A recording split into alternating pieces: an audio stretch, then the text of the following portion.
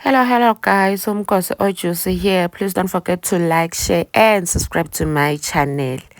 Uwile umthomkhulu waseMpumalanga Shem Guysini.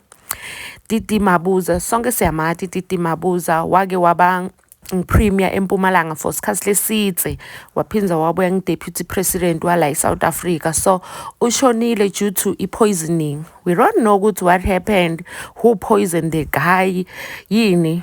But I think my politics. So ushonile at the age of 64. Funeral yakhe was this Saturday.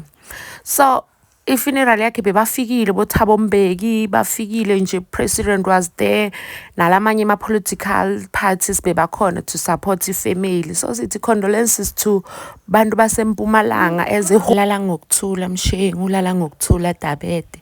Till we meet again. Ayine pula. Ay.